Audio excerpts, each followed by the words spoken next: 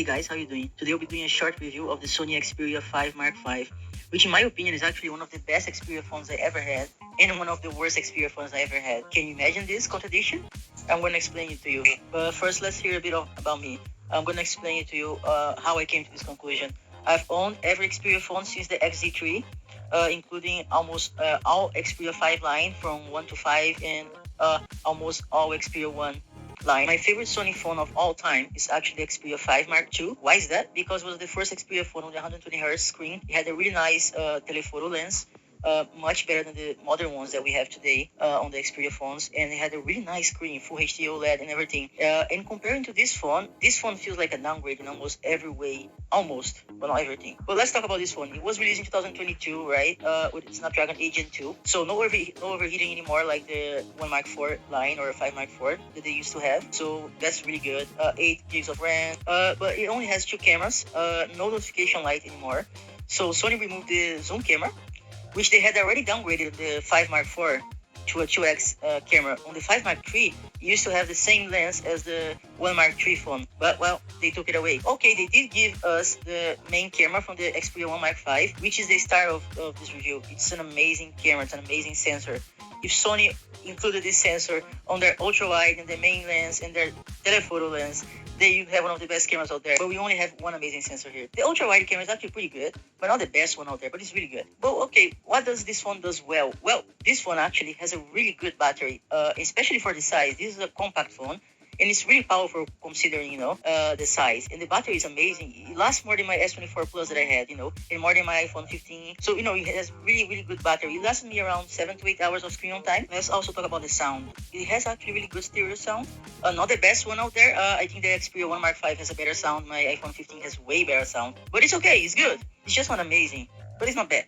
Let's talk about the screen, which used to be one of the best selling points of Xperia phones. They used to have one of the best calibrated, best quality screens out there. And this year, it feels I was given a mid-range phone screen, even worse.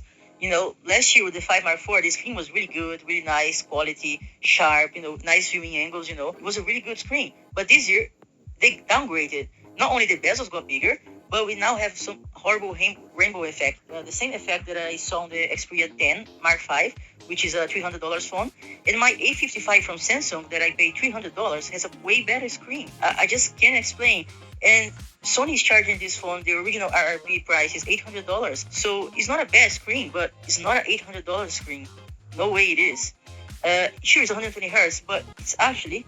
Let's talk about other thing about this phone. Well, the software. One of the main reasons they used to get Sony phones as well was a really nice, clean Android and really fluid experience. Everything was really nice.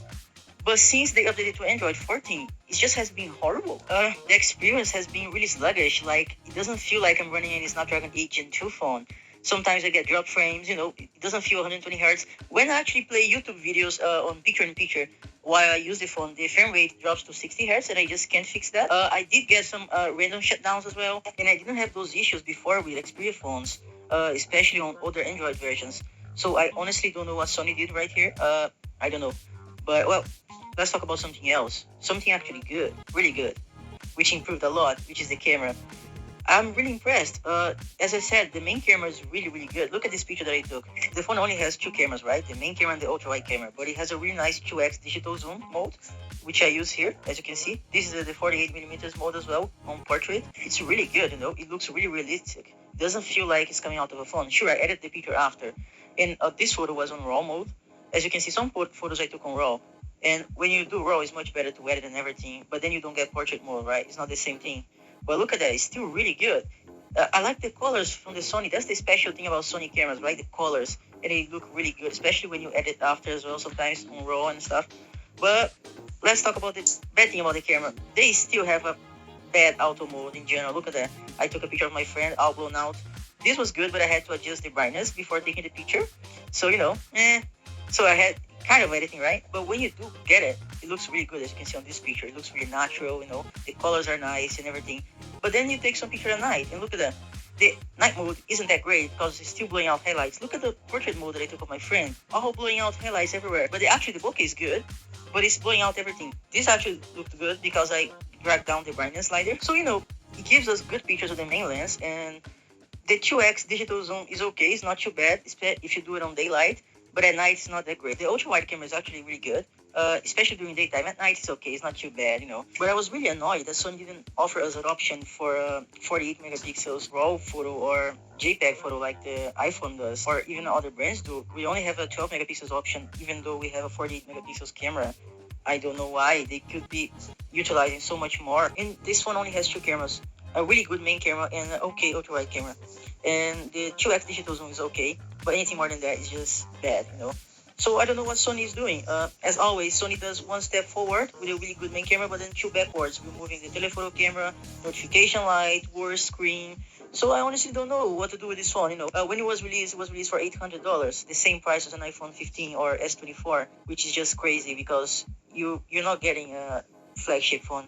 This is not a flagship phone experience. But now it costs about $650 new, which then I agree, it's a really good phone if you want a compact phone. For this price, it's really, really good, especially if you only care about the main camera and you don't use the ultra wide camera too much.